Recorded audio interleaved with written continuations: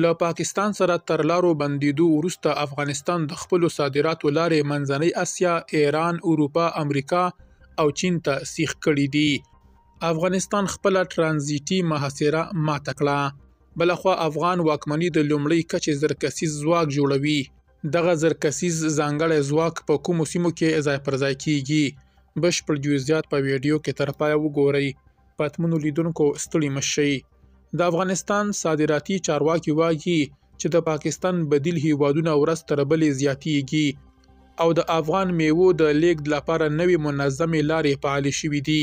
د سرچینو په وینا اوس مهال د هیواد تازه او وچې میوې روسیې، سعودي عربستان، متحده عربي امارات، ازبکستان، ایران، هند، اروپا او یو شمېر نورو بازارونو ته په پرله پسې ډول صادریږي. مسؤلان وایي چې افغان واکمني هڅه کوي د صادراتو د پراختیا ترڅنګ پر کور دننه د سړکونو شمېر هم ډیر کړي تر څو د میوو د ساتنې وړتیا لوړه شي او سوداګرو ته د خرابېدو ګواښ کم شي.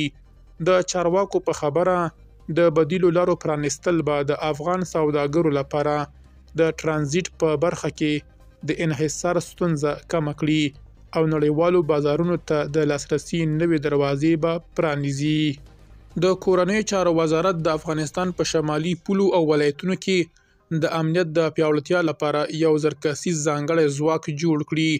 دغه پریکړه د سمنګان په مرکز کې د یوې امنیتي غونډې پر مهال شوې چې پکې د شمال لویدیځو ولایتونو والیان او ګڼو سیمه ایزو چارواکو ګډون درلود. د افغان واکمنۍ د چارواکو په وینا دغه نوی ځواک به د پولو په اوږدو کې د امنیتي ګواښونو د مهار، د ناقانونه تګ راتګ د مخنیوي او د سیمه ایز ثبات د ټینګښت لپاره کار کوي. درنو لیدونکو له ملتیا مو مننه.